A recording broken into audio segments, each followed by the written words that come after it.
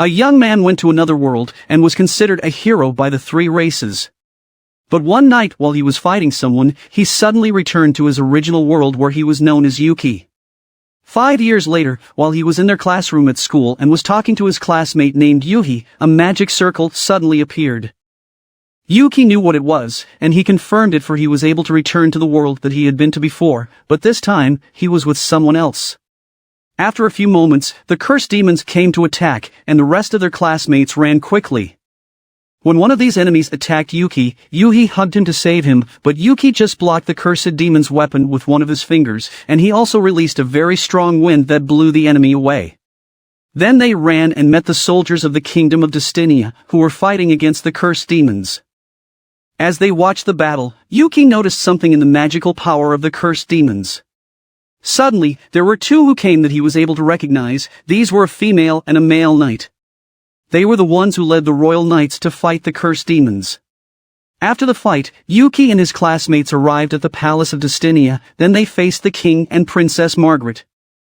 They were recognized as their heroes who would defend the kingdom against the attacking demons. They informed them about what happened 5 years ago, where some heroes also came to save the kingdom. Since they had no knowledge of fighting except for Yuki, the king immediately ordered to begin the training on them using the sword and magic. Instead of training with others, Yuki walked away until the female knight, named Elka, noticed him. She ordered him to go back to the training, and if he refused to follow, she would be forced to use violence on him. Because of this, he challenged Elka to try it on him. When Elka attacked, Yuki easily avoided it, and when he shoved her, she was able to recognize him. She knelt before him while calling him Setsu, which was his original name. Then he made her a seat as a punishment, and the knight named Glain also came. Looking at Elka's condition, Glain did not doubt that this man was indeed the Setsu that they knew, even though his appearance had changed. Then they went to Thea, who quickly recognized Setsu because of his magical power. Setsu was thinking about the cursed demons, and Glain noticed it on him. Thea knew that it was about the time when they fought against the enemies. While they were outside, they asked Setsu why he suddenly disappeared. Setsu did not know the exact reason why it happened. He was still thinking about his fight with Toma that night. The only thing he was sure was that he managed to retain his memory and powers when he returned to his original world. Then he asked them what happened to Toma after the battle, because he was sure that he had something to do with the cursed demons. According to them, they also looked for Toma the same way when they looked for him, but they did not find him too. Suddenly, a soldier came, saying that the king wanted Glain to attend a meeting about the war. During the discussion at the meeting, the king and Margaret decided to attack the demons. Glain tried to oppose in this decision because the envoy they sent for peace talks had not yet returned, but the princess did not listen to him. While Yuhi was on training, Setsu saw and approached her. He could see that Yuhi had a talent for magic. She asked him why they had to do these things, and why there was a war going on in this world. But despite all of this, Yuhi just thought that she would use her talent to protect Setsu. At night, Setsu talked to Elka and Glain again, and they told him about the king's plan. Upon hearing this, Setsu decided that he would leave the kingdom to prevent the impending war. The three wanted to accompany him, but he told them that he would do it alone this time. He said that they needed to stay so they could protect the kingdom from a possible attack by Toma's disciples. The next day, they helped Setsu get his things. And Yuhi noticed him while she was with the rest of their classmates. Setsu successfully got his weapon, called Kuramaru. Since the other soldiers were in panic because Setsu's group hid one of the guards who was beaten by Elka, Glain found a way to get Setsu out of the kingdom. He was about to bid goodbye to Elka when Yuhi came to see him. She approached Setsu, and that was the moment when he revealed to Yuhi that it was the second time that he came to this world. And to prevent the impending war, he must meet someone he once knew. Before he left, Yuhi made him close his eyes, then she used fire and wind magic to cut his hair. After this, he started to travel. A few years ago, there was an incident when Setsu went to a famous jeweler to buy a brooch. At first, the jeweler did not agree to sell the item to him because he doubted that Setsu could not see the true value of his works. When his granddaughter named Ruri came out, Setsu laid out the gold coins on the counter. Because of this, the jeweler immediately agreed to sell the brooch. A few years later, before the jeweler passed away, he begged Ruri to deliver the brooch to Desistal Sereno in the demonic continent. As soon as he passed away, Ruri immediately left to fulfill her promise to her grandfather. While she was on the way to the port town, her horse suddenly stopped. It turned out that there was a monster, and it immediately attacked her carriage. After she picked up the brooch and put it in her bag, she was so scared when she faced the monster. It was about to attack her. Fortunately, Setsu happened to pass by, and quickly killed the monster. As Setsu was helping her to stand, she remembered the man who went to their shop to buy a brooch. So she begged Setsu to be her guard while traveling to Port Town, and since Setsu felt pity on her, he agreed to her plea. The next morning, they arrived at the port town of Marseille. But Ruri did not know that there was no ship that was currently traveling to the demonic continent because of the ongoing war. So she went to look for a ship and asked the captains to take her there, but none of them agreed. As her search continued, the three men who introduced themselves as Destinia's soldiers approached her. They wanted to see the contents of her bag, but she refused to show it to them. They were about to use force to take it from her when Setsu decided to intervene. They were about to fight Setsu, but the people started to gather around them, and this forced the soldiers to leave. After a few hours of searching for the ship, Ruri still had not found one. Because of this, she thought about buying a ship, so she could just cross the sea. Setsu said that he had a plan in mind, and they would go there together because he was also on his way to the demonic continent. But he told her a condition that she must rest first, because Setsu knew that she was already tired. At night, while they were at the inn, Ruri showed him the brooch which he recognized immediately. Then Ruri also told him about his grandfather, including the day Setsu went to the shop with his first body to buy the brooch, and the day his grandfather was asked by a man who came from the demonic continent to have it repaired. When Ruri took a bath, Setsu confirmed that this was indeed the brooch, which he put a protection magic on. While they were sleeping, the three soldiers they argued with earlier entered the inn, and Setsu also felt their presence. When these men got to their room, he picked up Ruri, and they quickly left the inn to head to the dock. When they arrived at the dock, those who were chasing after them managed to catch up with them. Setsu took Ruri, and they jumped towards the sea. Then Setsu called the god of ocean, named Leviathan or Levia, whom they asked to take them to the demonic continent. And the three soldiers who chased them were stunned to see the giant creature. After a few hours, they could see the demonic continent ahead. When they got there, Levia fought against a giant squid. Then Setsu introduced the goddess to Ruri in its human form. Before they continue, they eat calamaris from the big squid that Levia defeated. Not far from them was the demonic fishing village of Volsea, and on the other side of the mountain they could see the evil barrow, which was the castle of the leaders of the demons. Ruri was shocked when she learned that the person she was looking for, named Desistal Sereno, was the current leader of demons. After a while, three young demons approached them and asked for food. After tasting the calamaris, they liked it so much that Setsu was forced to take the big squid to the Volsea village. Meanwhile, the villagers did not know that the big squid that was causing them problems, and was the reason why they could not go for fishing, had been killed already. When the group of Setsu came, the villagers were surprised to see the giant squid which was brought by Setsu. Because of this, the villagers celebrated, and while the demons were serving Levia after what she did, Setsu was asked to cook more of calamaris. A few minutes later, Levia came downstairs, then she approached and talked to Ruri. The goddess shared to her about how she and Setsu met, and it was the moment when Ruri found out that the one who she asked to be her bodyguard was the hero Setsu.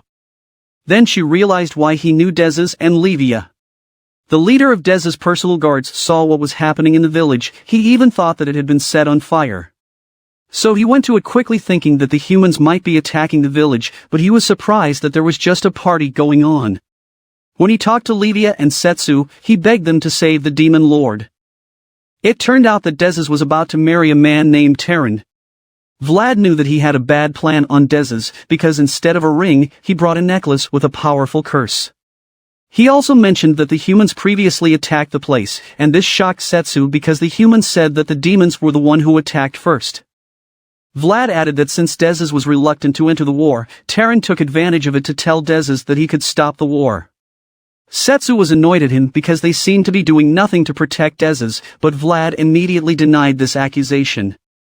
Levia interrupted them and told Setsu that it was probably because Dez's promised to him to keep the peace. Because of this, Setsu was silent, then Livia added that they would not let Dezes lose hope. They decided to immediately prepare on heading to the castle, and Vlad gave them information on what they should expect when they arrived there. While they were on their way to the castle, they also encountered many monsters. Livia also asked Setsu about his exact plan when they arrived to their destination. Setsu expressed his suspicion that Terran might have set up all things and he had something to do on the war between humans and demons. Furthermore, both sides thought that they had been preceded by an attack. At the moment he was not sure who was the person behind it, but Terran definitely knew something about this problem. Previously, Setsu and Dezes fought each other, and when she lost in the fight, the peace between humans and demons began. And as a sign of their agreement, Setsu gave the brooch to Dezes. A few days later, they received news that Setsu was missing. Despite this, Dezes still continued keeping her promise to Setsu so all both races would live in peace. One day, while they were walking in the market, the brooch suddenly broke, so Vlad took it to Ruri's grandfather to have it repaired. 5 years later, they received news on the invasion of the humans to their territory. Dezes had a hunch that something was not right here, so she assigned Xion and Lamina to go to Dinia to find out the truth. At that time, Terran came to meet her, then offered Dezes a deal, and he also brought the cursed necklace. Since Dezes could not think of any other way to keep the peace that she promised to Setsu, she agreed to this offer. When Terran left, he talked to his accomplice who was the disciple of the mastermind who planned to conquer the demonic continent. At the current moment, as Setsu's group were getting closer to the castle, Dezes and Terran's wedding was already taking place. When Terran was about to wear the necklace, something suddenly exploded at the top of the church and Setsu appeared to them. Terran immediately ordered his disciples to attack, but Livia quickly retaliated and defeated the enemies. Then Terran's accomplice showed up, and used shadow magic on Livia so she could not move. He was about to kill Livia, but Setsu quickly took action to stop him and attack him from behind. The man even managed to stand up and tried to fight, but Setsu just beat him. Because of this, he decided to retreat first to inform his leader of Setsu's return. When they looked at Livia's defeated opponents, they found out that they were just magic soldiers who were created from a curse. Setsu also informed Dezes that he would visit the king of the Beastmen, named Regulus, because he was also worried about what Toma might do to him. A few moments later, Ruri and Vlad also arrived at the church. Because of this, Setsu was able to return the brooch to Dezes again. When their soldiers came and captured Terran, Setsu's group also prepared and bid goodbye to Dezes. To show Dezes' gratitude on Ruri for returning the brooch, she decided to set up a shop in her kingdom for Ruri. Then Vlad promised Setsu that they would also come if he needed help. While in Dinia, Elka continued to train Yuhi and her classmates. Due to Yuhi's persistence, they noticed that her magic was getting stronger. After they trained, Yuhi talked to Elka and Gling to ask them a favor and to put her through special training because she also wanted to join the battle with Setsu. They agreed to this, so Elka fought with her, and since she immediately saw Yuhi's potential in combat, she took her to the tunnel. Elka knew what was lacking on Yuhi, and she would let her develop this in this place. A giant crocodile appeared to them, and Elka wanted Yuhi to fight it. When it attacked, Yuhi blocked it, but she was injured by its claws. Because of this, she used her magic to knock the beast down. After a while, it rose again and Elka wanted her to kill it, but Yuhi could not do it. Elka said that although they were almost as strong when it comes to magic, she could see that Yuhi was lacking in the determination to kill the enemy. Because of this, Elka was the only one who killed the creature, and they left the tunnel. While Yuhi was in her room, Thea visited her to heal her wounds. They had a little conversation, and they also talked about Setsu. Yuhi did not know that Elka was just outside and was listening to their conversation. Just a few days later, they went to the tunnel again. Yuhi easily knocked down the crocodile. She did not kill it, but she just made sure that it could not fight anymore. It turned out that her own determination was not to kill anyone as long as she could. And in order for her to be able to do this against anyone which she had to fight, she needed to become more stronger. One day, Glen informed all the heroes of the king's order to deploy them to evil Theon, which was also a demonic nation. While Setsu and Livia were on their way to the Beastmen continent, they happened to be accompanied by the demon Alize, who considered herself as Setsu's student. She was with Amel, who introduced herself as Alize's sister. Setsu mentioned to Ali Z about Toma's plan, which he needed to stop. Setsu had intended to take Ali Z with him to the Beastmen continent, but she refused because she had a current mission. That was a moment when Ali Z shared how she and Amel met. According to Ali Z, she received a request from the village of Zathro to eliminate a dragon. While she was on the mission, she lived in Amel's house for the meantime. It was only here that she found out that Amel was also adopted by the real owner of the house where he was staying, whom Amel considered as her older brother. But he had not returned home since the first appearance of the dragon. Ali Z also mentioned that it was not only Amel's older brother who went missing, but also the other villagers. This happened when she faced the dragon, and when she managed to injure it, it suddenly escaped. When she returned, she was surprised that the villagers had disappeared, and only Amel was left. They had planned to go to the city to entrust Amel for her safety, while her investigation in the village continued. Setsu and Livia promised that they would also help Ali Z find Amel's older brother and the other missing villagers. They suddenly stopped because the water in the river was high, and they could not cross to the other side.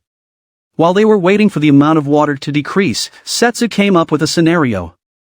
He was being suspicious on Amel based in Ali Z's story, and Amel also mentioned things that he find unbelievable. At first, Amel insisted that she was innocent, but soon she blew up the carriage. Setsu immediately saved Livia and Ali Z, while Amel transformed into her dragon form. They worked together to fight the dragon, until they were able to defeat it, and it suddenly disappeared. Setsu continued to the Beastmen continent, while Ali Z returned to Zathro's village. A few moments after she entered the house, she was surprised when Amel showed up with a group of monsters. Amel told her that the people in the village were turned into dolls and made them into magic soldiers to be used in the war. Then she said that her real name was Meluor, who was a monster master. She added that this was the name given to him by Toma.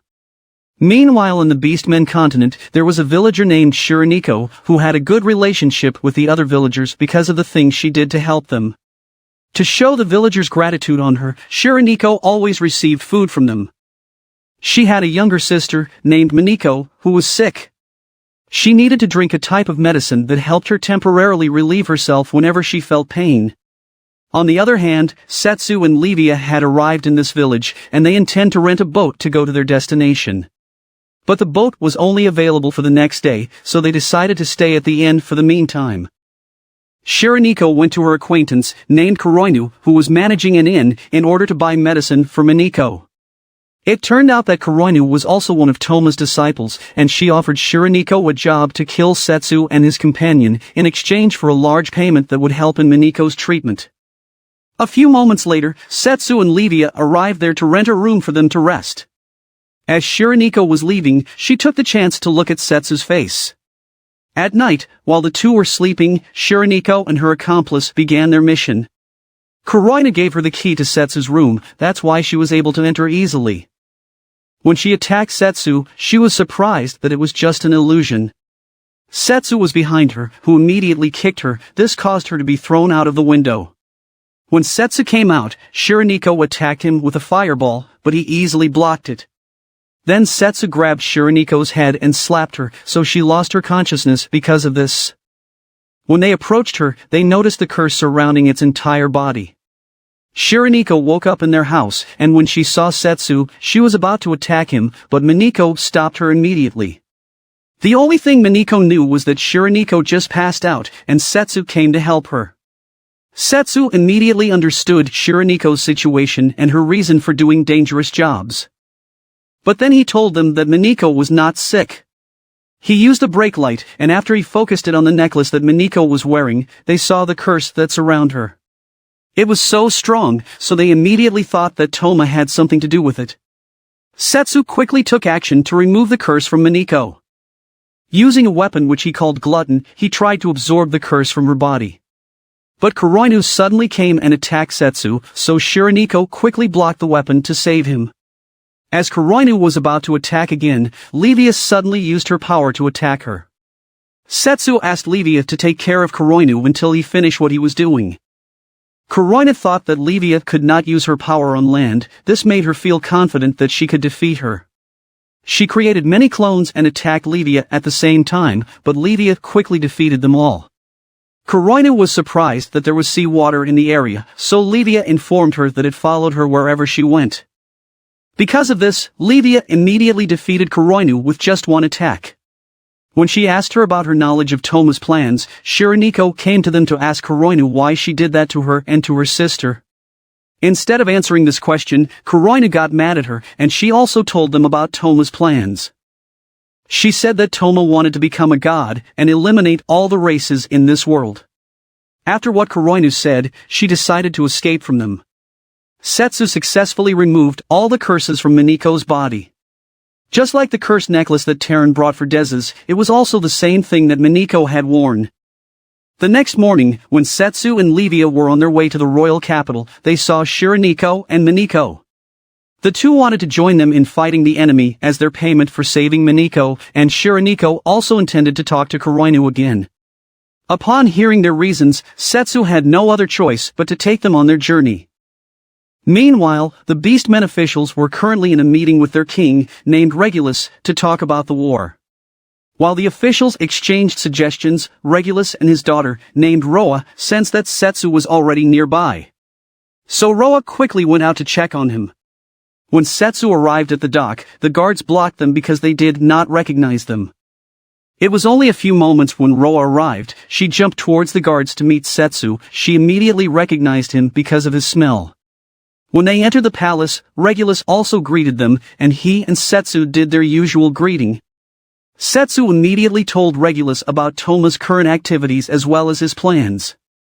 Because of this, Regulus was planning to come with Setsu and join them to stop Toma, but Setsu and Livia told him that it was better for Regulus to stay, because Toma might also do something bad in his territory. So Roa decided that she would be the one to go with Setsu, but the commander of the Zu Dorado army and Roa's fiancé, named Ruga, came there to oppose this. He refused to trust Setsu because of his sudden disappearance for 5 years, and they were not sure if he could still be trusted at that moment.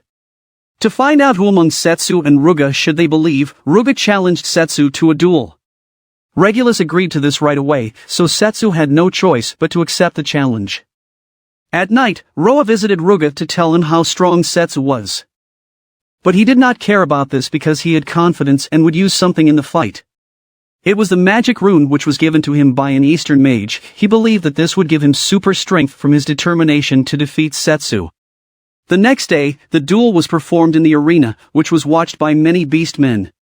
When the fight started, Ruga repeatedly attacked him, but Setsu only avoided and blocked some of his attacks. Because of this, Ruga transformed into his beast form. But it was still not enough to defeat Setsu's strength.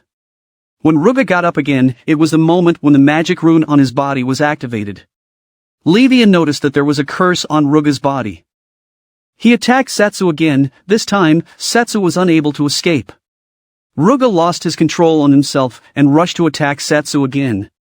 Setsu managed to cut off one of its hands, but it just regenerated and immediately returned the attack. So Setsu decided to use the glutton, and Roa showed up saying that she would protect him while he was doing the technique. But when Setsu was about to release the glutton, Toma killed Ruga, then he appeared to them. He informed them all that he would kill all the humans, demons, and beastmen. Then he and Setsu would live together as gods. But Setsu threatened Toma that he would do to him what he did in the past, once he hurt another innocent person or creature. Toma also said that Destinia's army was currently on its way to the demonic continent. After informing them, he disappeared. When Setsu and Regulus talked, Setsu told him his plan to return to the demonic continent so he could stop Toma. So Regulus said that he would also prepare his army, and they would follow them as soon as possible. Setsu also talked to Roa, who was still in the arena, and was mourning on Ruga's death. But she decided to get over with it, because she knew that they still had something to do in order to defeat the enemy. 10 years ago, Setsu and Toma came into this world. It was when the war between humans, demons, and beastmen was currently in full swing.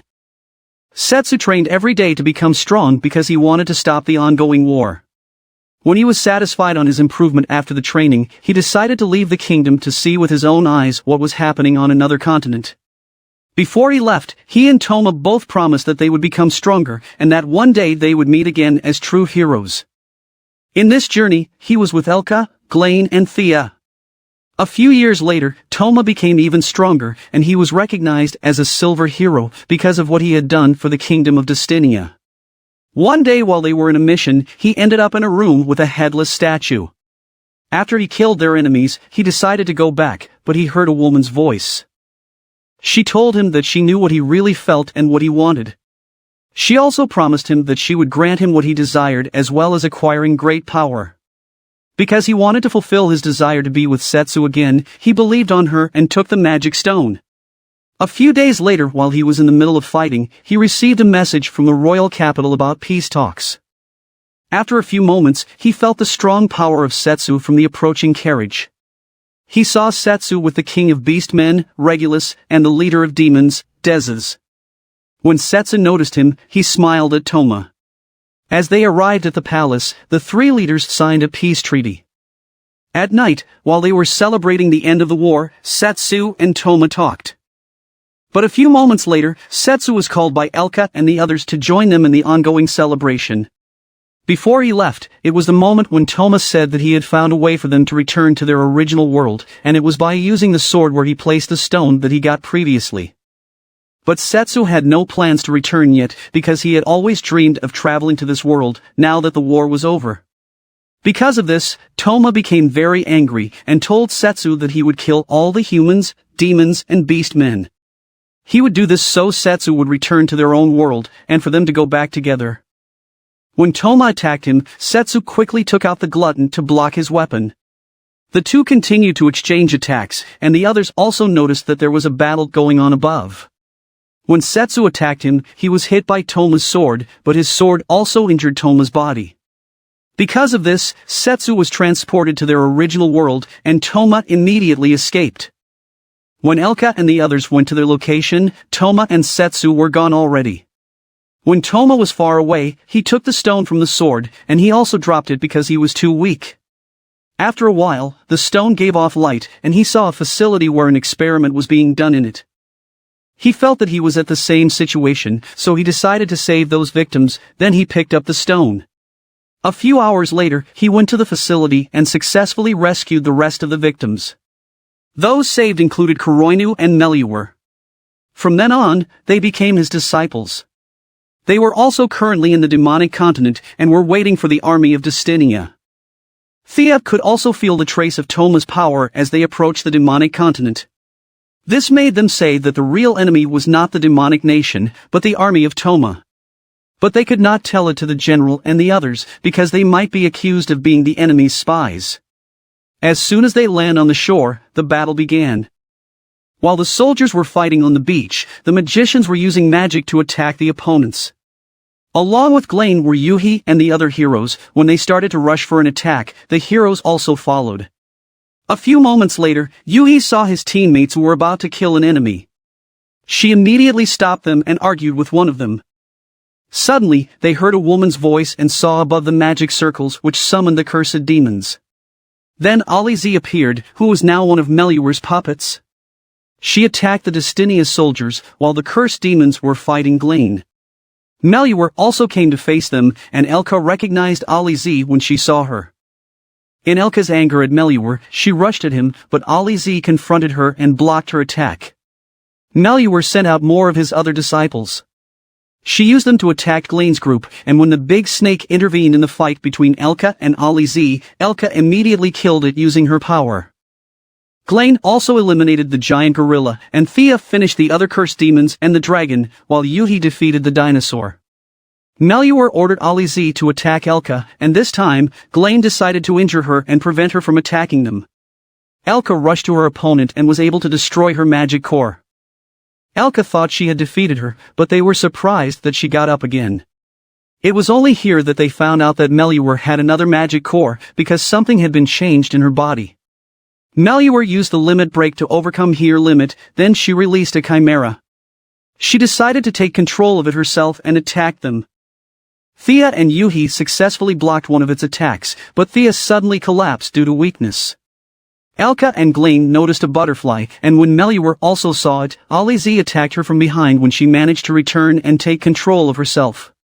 She hugged her, and the chimera gradually turned to stone along with Melior. After that, they used the healing magic on Ali Z, and they knew that she would survive because it worked on her. Suddenly they heard a man's voice, and it turned out to be one of Toma's disciples, named Kajiro. Yui decided that she would be the one to fight him. When their fight was about to start, Kajiro felt a strong magical power coming towards them.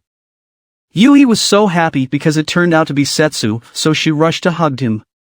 Setsu immediately confronted Kajiro, and based on his magical power, he knew that he was the one he fought in Deza's palace. While on the other side of the island, Shiraniko and Mineko were fighting against Kuroinu. Shiraniko and Mineko did not actually wanted to fight against her, and they just want her to tell them the truth, because they could feel that she was not that bad. But Kuroinu just left. She told them that she did not care about them. When she attacked the two, Shiraniko and Mineko had no other choice but to fight her. Kuroinu was able to injure both Shiraniko and Mineko, but they also retaliated and knocked her down. They thought they had defeated Kuroinu, but she suddenly grabbed Mineko. After it attacked Shiraniko, she used the limit break, and this speed up her attacks even more and beat up Shiraniko. When Shiraniko got up, Kuroinu attacked her again, and when she got close to Mineko, they used the beast merge. This gave them super strength and speed, which shocked Kuroinu. Kuroinu once again attacked her opponent, but Shiraniko and Mineko used the wind beast to damage all of Kuroinu's hands. She got up and attacked once more, but Kuroinu was just beaten until she was defeated completely. On the other hand, Roa faced another disciple of Toma. Before they fought, they had a little conversation. But her opponent suddenly mentioned Ruga, and this angered Roa that she quickly kicked him. Due to the extreme hardness of the opponent's body, Roa's leg was injured.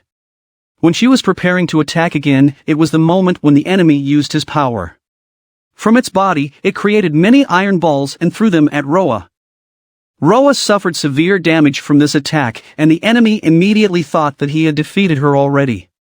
But Roa rose again and unleashed her true power. She rushed again as the enemy attacked her. She did not mind his attacks until she managed to punch her opponent. This made the enemy remembered about the ability of the Beast King's bloodline. Because of this, the enemy hardened its body even more. But Roa repeatedly punched him until something broke on his body. So he brought out the sharp steels and these pierced through Roa's body. But she still did not give up until one of her punches got through the opponent's body. Due to the injuries she received, Roa also fell down, but the enemy approached her and used the healing magic on her, and she wondered why. But after a while her enemy also fell. Meanwhile, Setsu and Kajiro started fighting using their swords. Kajiro used his power to immobilize Setsu. Then Kajiro attacked him, but Setsu still managed to block it. He also activated the limit break so he could use his true power, called Skia Amor. Their battle continued until Kajiro knocked Setsu down. So Setsu also decided to use his strong power. With just one attack from his flying sword, it quickly destroyed Kajiro's shadow armor. Even though Kajiro did not have enough strength to fight, he still tried to attack Setsu. Because of this, Setsu knocked him down. The defeat of all of his disciples was felt by Toma as he entered the castle. When Livia reached where Dezes was located, she breathed a sigh of relief because she was safe. But just a few moments later, Toma came there who had just finished eliminating all of Dezes' soldiers. Toma was so strong that the two could not do much against him, and when Setsu arrived at the castle, he saw the girls injured and were defeated by Toma. In Setsu's anger, he immediately attacked Toma, who was able to block his sword. The two of them fought, and even though it was already an intense exchange of attacks, it was just a warm-up for them. When the real fight started, Toma attacked first and was blocked by Setsu's flying sword. But Toma also used a flying sword that Setsu was unable to avoid. Their fight continued, and Setsu was able to remove Toma's sword from his hand. Setsu suddenly dropped his sword and punched his opponent until Toma used his power on him. Then Toma took his sword and transformed it into a different type of weapon. It was so strong that it was able to create a hole in the mountain. When Setsu rushed at his opponent, he stomped on Toma, and he stayed in the air so that no one would hurt below. Toma changed his weapon again, but Setsu had created a shield. When Toma attacked again, Setsu released the glutton and it just swallowed Toma's attack. He then unleashed a powerful force and attacked Toma with his two swords. When the rest arrived at the castle, it was here that Toma used the power that came from the stone, and this caused him to use the limit break. He made a non-stop attack on Setsu until he was cornered, and if he avoided Toma's attack, it would hurt his worried friends below. So he tried to absorb it with the glutton, but there were some of it that strayed towards the castle. Luckily, his friends were able to make a shield right away. This time, Setsu attacked Toma, and when Toma blocked it, Setsu used a flying sword rapid fire. Because of this, Toma's weapon was destroyed, and it was followed by Setsu's another attack. But once again, Toma remembered his past with Setsu, and this caused him to unleash great power and create a new weapon. Setsu was attacked using this weapon. He even tried to block it, but because of its strength, it broke his shield and fell. Toma came down to approach him, and while he was laughing at his condition, Setsu got up and used dimensional magic on Toma. Toma was still trying to make a limit break, but he could not do it anymore. Setsu used his Earth Eater attack, and it was the moment that he finally defeated Toma. When Toma regained consciousness, he realized that Setsu was still next to him, and wondered why he had not killed him yet. Setsu told him that he never had any plans to kill him, and he still had not forgotten the promise he made before, that he would protect him, and this made Toma cry. Setsu added that Toma also had to pay for the sins he had committed. While Toma was in prison, Setsu and the others visited him to inform him of the punishment the leaders had decided to impose on him. And it was to return to their own world with the classmates of Setsu who needed to go back too. Toma was surprised that this was the only punishment he would receive. When the day came that Setsu's classmates would return to their world, Yuhi decided to stay. Instead of going back as what Toma desired before, he also decided to stay in this world for the meantime. Before leaving the kingdom, he bid goodbye to Setsu. A few days later, Setsu also left the kingdom with Yuhi to travel and explore this world. They also visited Levia, the demonic continent, and Beastmen continent to check on their condition. This is the end of Summon to Another World for a second time. I hope you like it, and give it a thumbs up. Please subscribe to my channel so you won't miss newly uploaded videos. Thank you for watching.